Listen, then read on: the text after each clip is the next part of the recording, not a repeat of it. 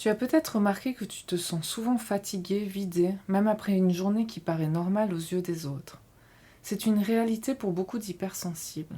Cette fatigue nerveuse n'est pas de la paresse ou de la faiblesse, mais le signe que ton système capte et traite trop d'informations.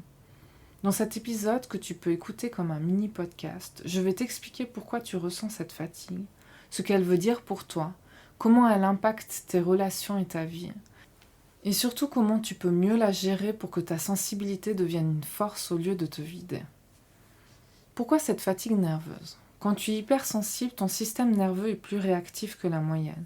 Une simple conversation, un lieu bruyant, une tension dans l'air, tout est capté, analysé, ressenti plus fort. Résultat, ton énergie est comme une batterie que tu consommes beaucoup plus vite. Souvent, tu ne comprends pas pourquoi tu es épuisé alors que tu n'as rien fait de spécial. Et parfois, tu culpabilises, tu te compares aux autres, tu te juges trop fragile, alors que c'est juste ton corps et ton esprit qui disent stop. Reconnaître cette fatigue, c'est déjà un premier pas pour la respecter. Ce que ça change pour toi et pour les autres. Si tu ignores cette fatigue, tu risques de devenir irritable, de te fermer ou de t'isoler sans même l'avoir choisi. Mais si tu l'écoutes, tu apprends à mieux gérer tes besoins, prendre du repos nerveux. Ce n'est pas fuir le monde, c'est recharger tes capacités pour mieux être présent. Autour de toi, ça change tout.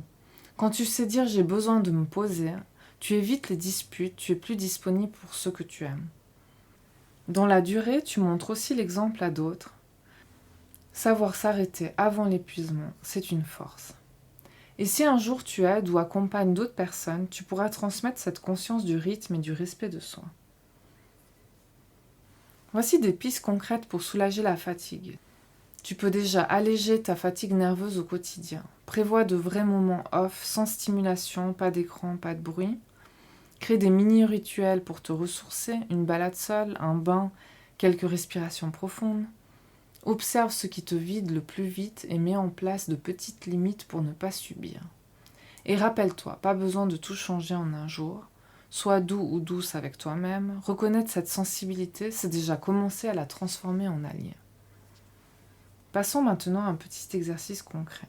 Note aujourd'hui ce qui t'a le plus vidé cette semaine. Pose-toi la question.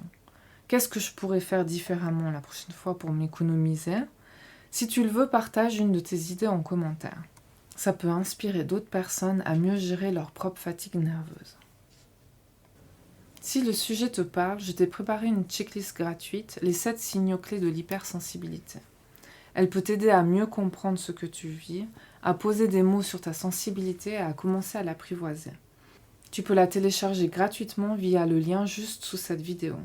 Et si tu veux aller plus loin et apprendre à respecter ton rythme, à te protéger et à transformer ta fatigue en force tranquille, je t'accompagne dans un programme complet de 21 jours à ton rythme pour vivre ta sensibilité sans t'épuiser. Le lien est aussi en description. Pense à t'abonner pour recevoir mes prochains épisodes et si tu veux soutenir ce contenu, tu peux liker cette vidéo ou me dire en commentaire ce que tu en retiens. Rappelle-toi, ta fatigue n'est pas une faiblesse, c'est une sagesse. Et l'écouter, c'est déjà te transformer.